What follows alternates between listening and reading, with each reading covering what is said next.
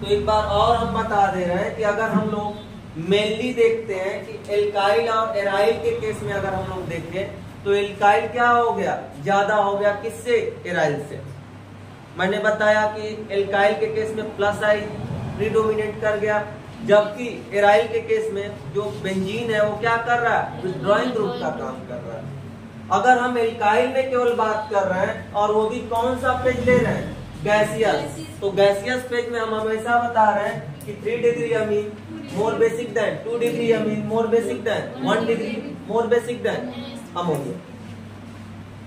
आगे ध्यान देना, अगर हम बात कर रहे हैं किसमें, एक्वस सोल्यूशन में, तो मैंने बताया कि इसमें इंपॉर्टेंट रोल कौन प्ले कर रहा है, सॉल्वेशन। तो सॉल्वेशन फैक्टर के वजह से हम क्या बोल रहे हैं, 1 degree basic than 2 degree more basic than 3 degree.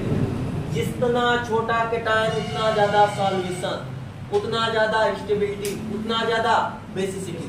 तो अगर इनके केटायन के बारे में कंपेरिजन करें तो ये छोटा है, ये उससे बड़ा और ये उससे बड़ा।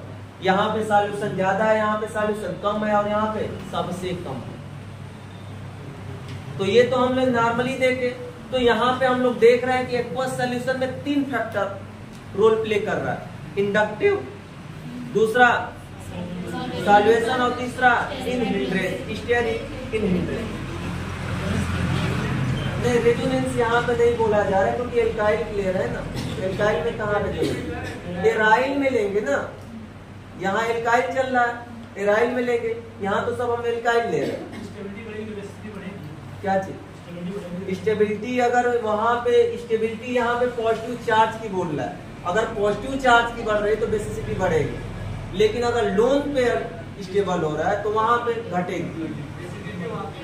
तो वहां पे अलग फैक्टर है, यहाँ पे अलग फैक्टर है। अब आगे समझना, इसी फैक्टर में मैंने 3 नाम लिया, तो ध्यान देना अब कौन कहाँ प्रीडोमिनेट करता है, ये एक्सपेरिमेंटली जजमेंट किया गया। ये देखा गया कि अगर RCH3 हो गया तो हम लोग क्या कोड याद करेंगे, 213। 213 का मतलब सेकेंडरी, प्राइमरी और ये हमारा टर्शियरी। तो देखो मैंने ये बताया कि इसमें secondary more basic than primary, more basic than tertiary, at last में अमोनिया भी आ रहा है।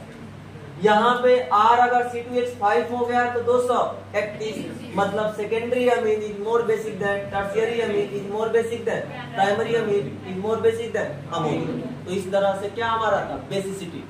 एक क्वेश्चन फिक्स होता है हर साल नीट या जेई में हमेशा पूछा जाता है। तो इस फैक्टर को हमेशा याद रखना कि कौन कहाँ पे हम कैसे अप्लाई करेंगे। अब